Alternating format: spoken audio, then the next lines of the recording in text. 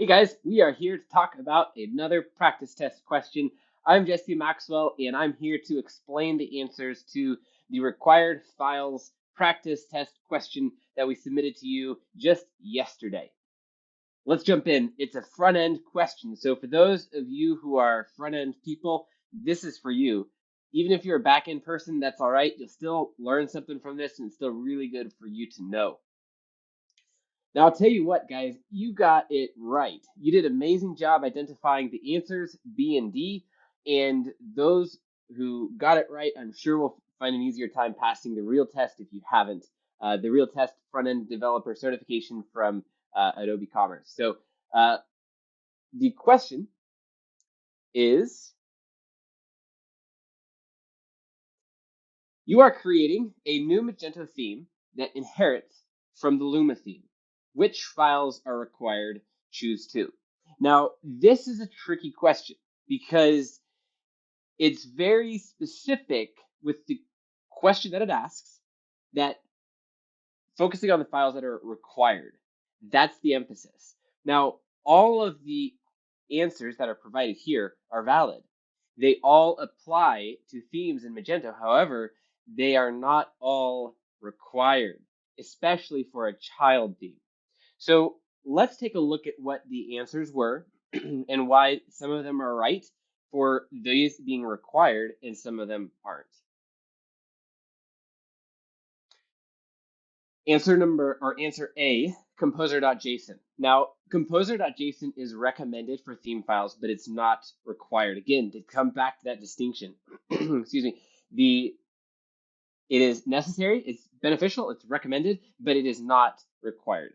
So as a result, A fails the test and is not correct. Now, this comes back to this aspect of taking tests in general and recognizing or being very careful with the exact words that are used there and choosing answers based off of that. So when we look, we're like, okay, does this fit the criteria exactly? Required? No, it's not. It's recommended, but it's not actually required. So B, registration.php. Yes, this is absolutely necessary to register your theme. You have to have this file to tell the Magento PHP architecture about the theme that you have created and where it is. Whether it's a child theme or parent theme, anything you create has to have this registration.php. Does it fit the criteria? Yes, it does. B is one of the correct answers, 1 out of 2.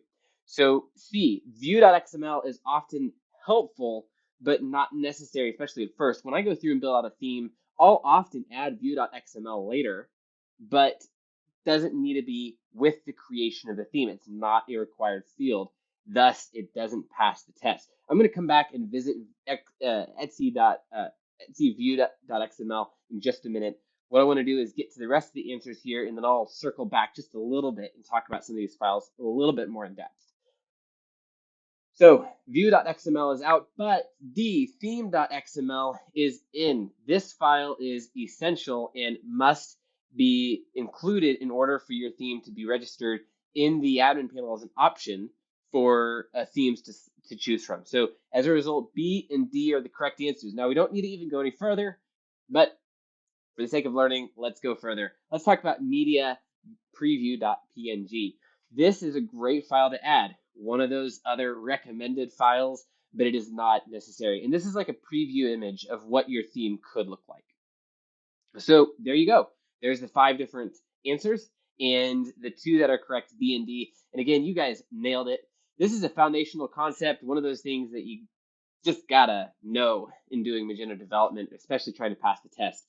So it's really, really great that you guys nailed it. Now, let's take just a moment to dive into a couple of these files here and where we get this information that these files are required. Now, one of the ways, obviously, is to just test it out.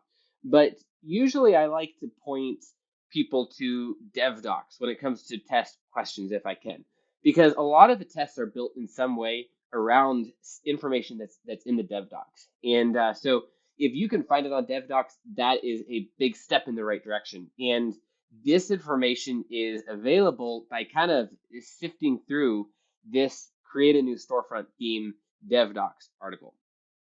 So in the front-end developer guide themes, create a new storefront theme. You can see that over on the left-hand side of my screen. There is this information here. And down underneath create a storefront theme walkthrough, we see some information such as this: add a composer JSON file, and it's listed as optional. Add registration.php, but it's not listed as optional. So we're kind of just taking this and turning it around a little bit to saying which ones are required, which is the opposite of which ones aren't optional.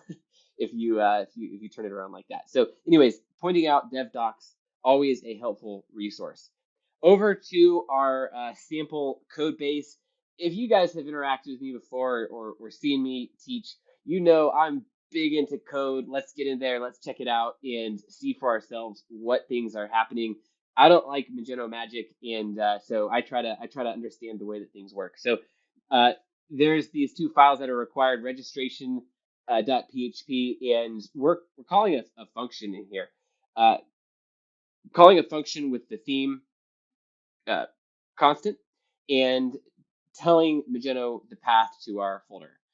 So in some ways, pretty simple. This is kind of a special constant that also identifies the location right here. So rather, this is the location. I misspoke slightly on that. This is the locate. The path is the location, and this is the component name. And then we have theme.xml, and this is where we declare it as a child theme. So by declaring a parent, we're saying, hey, this is a child of Magento blank in this instance, or if we wanted to do Magento Luma, we just change it to this. Whatever it is for you, that's what you would enter into that value right there. And then if we wanted to create composer.json, we could put it in here, as well as this view.xml. And this is what the view.xml file looks like. We're declaring a bunch of sizes for images. This is a really useful feature.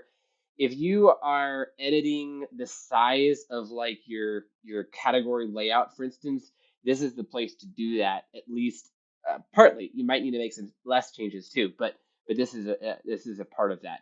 And so that's the place at etsyview.xml. And I already kind of touched on preview.png. That one is kind of a sample image for what the theme should look like. So there you go, guys. We have talked about the correct answer to the question for this week. You are creating a Magento theme that inherits from the Luma theme. Which files are required? Choose two. And the correct answers, which a lot of you got, are B and D. Good job to those of you who got it right. We will see you next week.